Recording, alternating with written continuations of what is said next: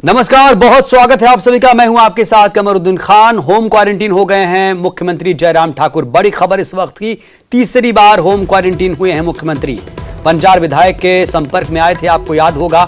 मनाली में मुख्यमंत्री से विधायक मिलने पहुंचे थे, वही मुलाकात हुई थी। सुरेंद्र शौरी की रिपोर्ट भी कोरोना पॉजिटिव पाई गई। इस वक्त की बड़ी खबर, तीसरी बार होम क्वारंटीन हो गए मुख्यमंत्री जयराम ठाकुर। बंजार विधायक के संपर्क में आए थे मुख्यमंत्री जयराम ठाकुर।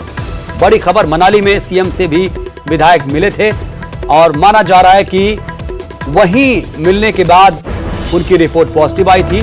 और यह भी खबर है कि विधायक सुरेंद्र शौरी की रिपोर्ट भी कोरोना पॉजिटिव पाई गई है। तो इस वक्त की बड़ी खबर, मनाली में मुख्यमंत्री से विधायक ने मुलाकात की थी और सुरेंद्र शौरी की रिपोर्ट भी कोरोना पॉजिटिव पाई गई। विधायक सुरेंद्र शौरी की रिपोर्ट पॉजिटिव है। मनाली में सीएम से मुलाकात हुई थी और अब खबर यह आ रही है कि मुख्यमंत्री जयराम ठाकुर तीसरी बार होम क्वारंटीन हो गए।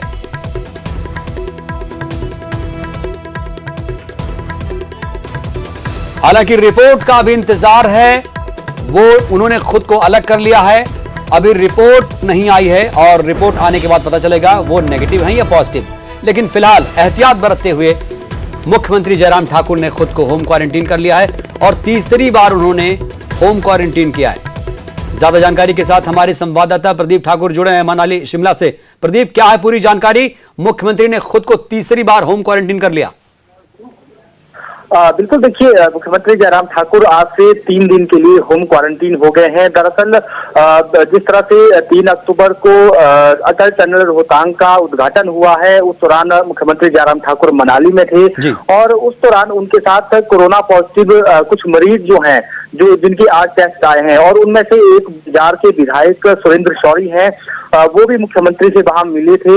तो इस वजह से मुख्यमंत्री ने खुद को जो है वो क्वारंटीन कर लिया है, होम क्वारंटीन कर लिया है। अगले 3 दिनों तक उनके जो सारे कार्यक्रम थे वो रद्द कर दिए गए हैं। कोई जरूरी कार्यक्रम होंगे तो वो वर्चुअल माध्यम से होंगे या फिर टेलीफोन के जरिए जो है वो कामकाज का जो है वो मॉनिटरिंग करते रहेंगे, या कोई बातचीत करनी है तो वो अपने जो सरकारी आवास ओक ओवर है वहां पर वो अगले 3 दिन तक रहेंगे। हालांकि इसमें आपको जानकारी देना चाहूंगा कि अभी मुख्यमंत्री जयराम ठाकुर का कोरोना टेस्ट नहीं हुआ है। 3 दिन तक वो होम आइसोलेट रहेंगे और उसके बाद अगर लगता है कि उनके अंदर कोई लक्षण पैदा हो रहे हैं कोरोना के, तो कोरोना टेस्ट होगा। अन्यथा जो नई गाइडलाइंस भी है उसके मुताबिक जिनके अंदर कोई लक्षण नहीं है तो उनके कोरोना टेस्ट करवाने की जरूरत नहीं है। फिलहाल इतना जरूर कह सकते हैं कि जिस तरह से कोरोना के मामले अगर हिमाचल की बात करें तो लगातार प्रदेश में बढ़ रहे हैं। हालांकि प्रधानमंत्री नरेंद्र मोदी भी 3 अक्टूबर को ही मनाली में आए थे, वहां पर उन्होंने उद्घाटन किया है सिस्सू में, और जो रोहतांग है, रोहतांग पास के नजदीक सोलंग नाला है, वहां पर छोटी छोटी जनसभाएं भी की हैं। लेकिन उस दौरान उनका डायरेक्ट संपर्क जो है, जो विधायक है, उनका भी प्रधानमंत्री के साथ नहीं हुआ है। और इसके साथ साथ उस दौरान बिल्कुल प्रदीप, तो आपने बड़ी बात ये कही कि ज्यादा दिक्कत नहीं है और उन्होंने अपनी जांच भी नहीं करवाई है। फिलहाल 3 दिनों के लिए होम क्वारंटीन हो गए हैं, एहतियात बरतते हुए मुख्यमंत्री जयराम ठाकुर। बहुत शुक्रिया आपका।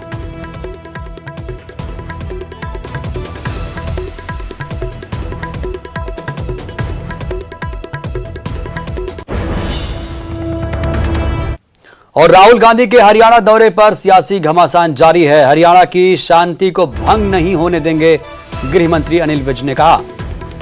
राहुल के दौरे को लेकर गृह मंत्री बैठक कर रहे हैं। कानून व्यवस्था बनाए रखने के लिए मंथन हो रहा है। बैठक में डीजीपी समेत तमाम आला अधिकारी मौजूद हैं।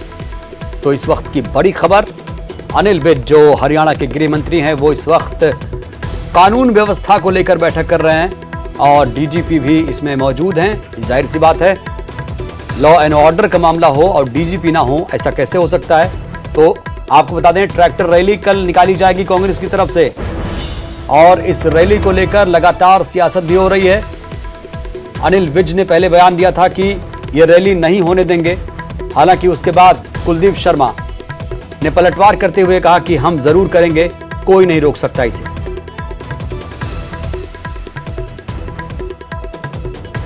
कह रहे हैं कि अकेले आना है, जितनी बार मर्जी आओ, अगर पंजाब से जुलूस लेकर आओगे, हुड़दंगियों को लेकर आओगे, तो हम हरियाणा की शांति को भंग नहीं होने देंगे।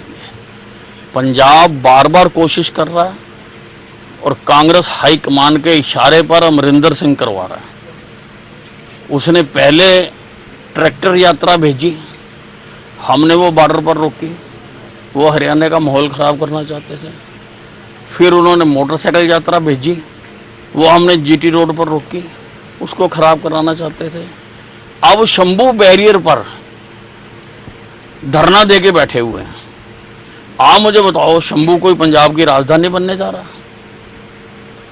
और इतने शहर हैं, लुधियाना है, अमृतसर है, जलंधर है, बठिंडा है, फाजिलका है, वहाँ ना करके केवल इसलिए हमारे बॉर्डर पर आके बैठे हुए हैं कि हरियाणा के किसानों को भड़का सके।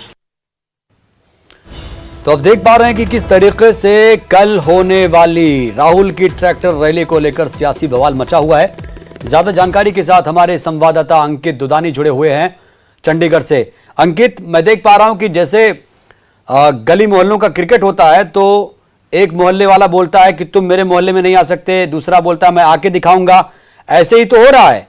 कुलदीप शर्मा कह रहे हैं कि मैं ये जो काफिला है इसकी एंट्री होगी, बीच में हिम्मत है तो राहुल गांधी को रोक कर दिखाएं। ये क्या हो रहा है? बिल्कुल बिल्कुल, इसमें कमरुद्दीन कोई ऐसी बात नहीं है, क्योंकि लगातार अनिल विज का यही कहना था कि ट्रैक्टर की रैली लेकर के वो हरियाणा में प्रवेश नहीं कर सकते, और उस बात पर वो आज भी कायम है। वो कह रहे हैं कि पूरा काफिला के ट्रैक्टरों का काफिला पूरी रैली लेकर, लोगों का हुजूम लेकर के, और वो उनको आज भी हरियाणा में प्रवेश नहीं करने दिया जाएगा। लेकिन अगर राहुल गांधी अकेले आते हैं और कुछ अपने जो नेता हैं उनके साथ आते हैं तो उनके आने पे कोई रोक नहीं है। वो आकर के यहाँ कार्यकर्ताओं से मिले, लोगों से मिले, उनके मिलने पे कोई पाबंदी नहीं है। और मुख्यमंत्री भी आज कह चुके हैं कि किसी को भी हुड़दंग नहीं मचाने दिया जाएगा, और ऐसा नहीं कि ग्रुपबाजी करके, भीड़ इकट्ठी करके और कोई हुड़दंग मचाने दिया जाएगा, उसके ऊपर पूरी तरह से रोक है। कोई आना चाहे तो आ सकता है, आकर के अपने कार्यकर्ताओं से मिले, किसानों से मिले, किसी से भी मिले, उसके ऊपर कोई रोक नहीं है। लेकिन जिस तरह से पहले कहा जा रहा था कि पंजाब से ट्रैक्टर रैली लेते हुए, पूरा जुलूस लेते हुए और वो हरियाणा के अंदर प्रवेश करेंगे, उसके ऊपर अनिल विज ने कहा था कि वो एंट्री नहीं करने देंगे, और उस बात के ऊपर वो आज भी कायम है। जी, लेकिन सरकार की गाइडलाइन तो है ना अंकित कि भाई गाइडलाइन के मुताबिक 100 से ज्यादा लोगों से इकट्ठा नहीं होने दिया जाएगा। क्या इसका पालन, इसका खास ख्याल रखा जाएगा और कानून व्यवस्था नहीं बिगड़ेगी, इसकी क्या गारंटी है?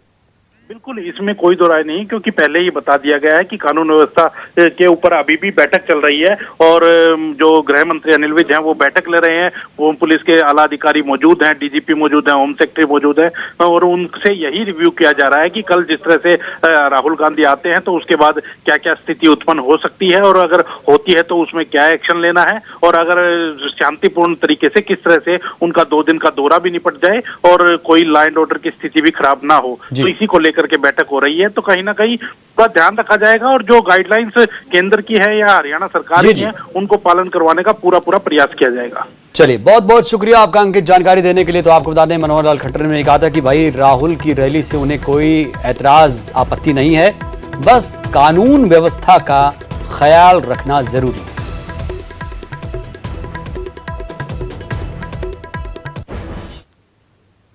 तो राहुल के दौरे पर कांग्रेस का गृह मंत्री अनिल विज को चैलेंज दिया गया। हिम्मत है तो राहुल गांधी को रोक कर दिखाएं। जैसा मैं जिक्र भी कर रहा था कि पूर्व स्पीकर कुलदीप शर्मा ने विज को चुनौती दी।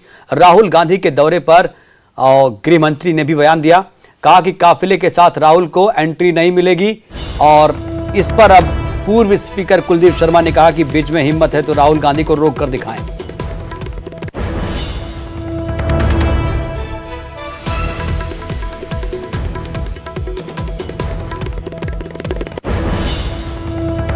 समय से बीमार मानसिक रूप से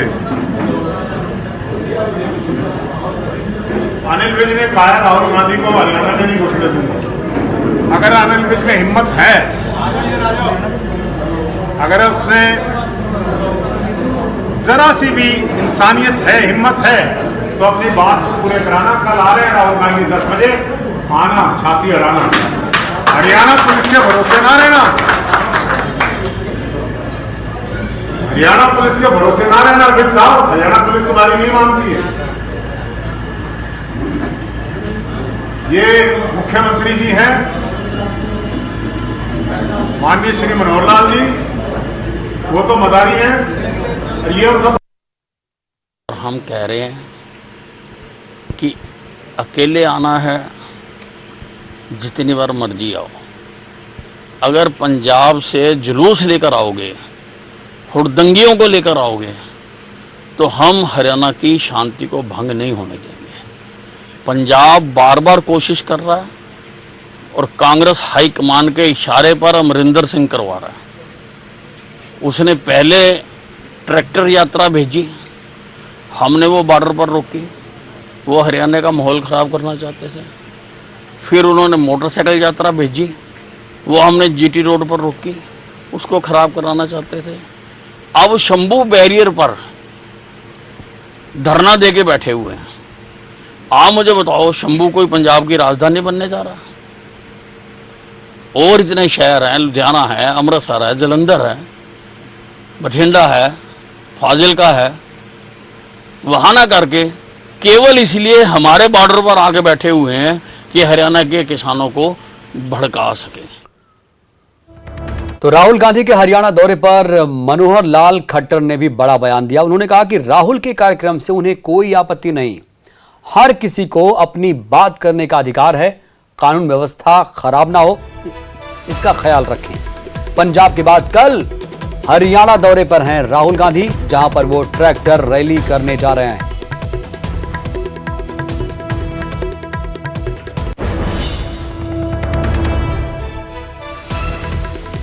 तो आपको बता दें, मुख्यमंत्री मनोहर लाल खट्टर ने बड़ा बयान दिया कि राहुल गांधी की रैली से कोई आपत्ति नहीं, बस उन्हें कानून व्यवस्था का, सरकार की गाइडलाइन का पालन करना होगा।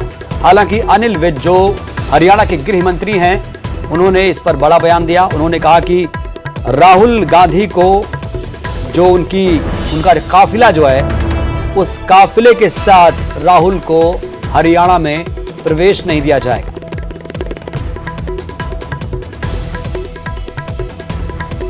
डेमोक्रेसी में हर किसी को अपनी बात करने का अधिकार है, हमें उसमें कोई आपत्ति नहीं है।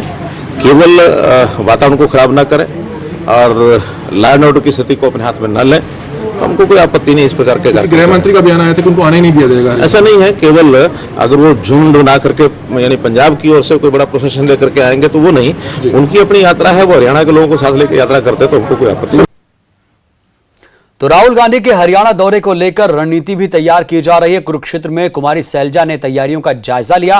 कल कुरुक्षेत्र में ट्रैक्टर रैली का आयोजन किया जाएगा। राहुल गांधी विरोध जताएंगे। 10 सितंबर को कुरुक्षेत्र में ही किसानों पर लाठीचार्ज हुआ था। सैलजा ने गृह मंत्री अनिल विज पर पलटवार किया। कहा, राहुल की ट्रैक्टर यात्रा से अनिल विज क्यों घबराए। हमारे नेता राहुल गांधी जी यहाँ पर आ रहे हैं। ये हमारा सौभाग्य है कि ऐसी धरती पर जहाँ पर किसान मजदूर जिसने अपना पसीना भी बहाया है और अपना खून भी बहाया, उनकी सुध लेने के लिए राहुल गांधी जी यहाँ पर पधार रहे हैं और हम उनका समस्त कांग्रेस जन और पूरा क्षेत्र उनका स्वागत करता है। पेवा से उनका कार्यक्रम शुरू होगा, बॉर्डर से आएंगे, पंजाब से, देवीगढ़ बॉर्डर से। तो कृषि कानून के बहाने केंद्र पर जमकर बरसे आज राहुल गांधी संगरूर में थे। कहा, काला कानून लाने की जल्दबाजी क्या थी। संगरूर रैली में केंद्र पर जमकर निशाना साधा। किसानों और मजदूरों के खिलाफ केंद्र की नीतियां हैं, नए कानून किसानों की जमीन छीन लेंगे, ऐसा कह रहे थे राहुल गांधी आज पंजाब के संगरूर में। सिस्टम है जो देश को भोजन दिलवाने का सिस्टम है, उसको नष्ट करने में लगे। मैं आपसे पूछना चाहता हूं, कोरोना फैल रहा है, लोग बीमार हो रहे हैं, हर परिवार में कोई ना कोई बीमार हो रहा है। ये जो 3 कानून लाए हैं, इनको लाने की क्या जल्दी थी? इनको अगर लाना ही था 6 महीने बाद, 1 साल बाद क्यों नहीं लाए? जल्दी किस बात की? कोरोना के समय क्यों? इसका कारण है सोचते हैं कि अगर हिंदुस्तान के किसान और मजदूर के पैर पर कुल्हाड़ी मारे, कोरोना के समय अगर मारे, तो किसान और मजदूर घर से नहीं निकल पाएगा, मीटिंग नहीं कर पाएगा, लड़ नहीं पाएगा। पंजाब के मुख्यमंत्री कैप्टन अमरिंदर ने भी केंद्र सरकार के खिलाफ हमला बोला। नए कानून किसानों के साथ धोखा है, अन्याय है। अगर राहुल पीएम बने तो खत्म होगा काला कानून। किसानों के साथ कांग्रेस हमेशा खड़ी है। किसानों के पक्ष में सुप्रीम कोर्ट का भी दरवाजा खटखटाएगी कांग्रेस पार्टी। 4000 करोड़ पंजाब का खत्म करता। मेरे आज 7 महीने की तुझे जीएसटी नहीं दी, किसान भी तो दूसरी रोटी बंद करने लगे। की तुम कर रहे हो पंजाब के नाल या हिंदुस्तान के नाल, जरा ये तो सोचो। ये वीरो ये और मेरे भैनों, ये बहुत गलत कदम इन्होंने चुके ने और आपा हम चक के खाना पऊ। सारे सारे किसान जथेबंदियां हों, जो भी पार्टियां साडे नाल जुड़ियां ने इस लड़ाई आपा इन्हों अगे चलीए। इन्हें समझन कि इतने गल मुक गई। जो कदम पंजाब सरकार को चलाने पैणगे, विधान सभा बनानी पवेगी, असीं बनावांगे। जो सानू इत्थे सुप्रीम कोर्ट या जिथे भी साडे वकील कहते हैं कि अपने जाना है, उत्थे जावांगे और ये लड़ाई अखीर तक लेके जावांगे। क्योंकि मेरे वास्ते हर मेरा छोटा किसान, हर जरा अपनी रोटी नहीं खा सकता, वो मेरा। मैं तो अपने राहुल जी को बेनती करना है, इन्होंने आ जाना विधान सभा, साड़ी पार्टी ने आ जाना है और इन्होंने सारे प्रधानमंत्री बनना है। थोड़े सामने गल सारी गई और मेरी इन्होंने बेनती है कि राहुल जी जब तुम प्राइम मिनिस्टर बनोगे और जब तुम थोड़ी मेजोरिटी आनी है लोक सभा के आ जरा कानून है काला कानून इन्हें रद्द कर दो, एक कदम कर दो। उधर कृषि कानून के खिलाफ प्रदर्शन भी लगातार जारी है। भटिंडा में सड़कों पर किसान उतरे, अर्धनग्न होकर बीच बाजार विरोध दर्ज कराया। रोपड़ में रेलवे लाइन पर किसान डटे रहे और लगातार कृषि कानून के खिलाफ आक्रोश जाहिर करते रहे। तो हर तरफ कृषि कानून के खिलाफ किसानों का गुस्सा देखा जा रहा है। ये तस्वीरें आप देख रहे हैं किसानों के प्रदर्शन की। भटिंडा और रोपड़ की तस्वीरें आपके सामने हैं। किस तरीके से सड़कों पर उतरकर किसान अपने गुस्से का इजहार कर रहे हैं और कानून के खिलाफ लगातार आग बबूला हो रहे हैं, सरकार के खिलाफ भी हमला बोल रहे हैं।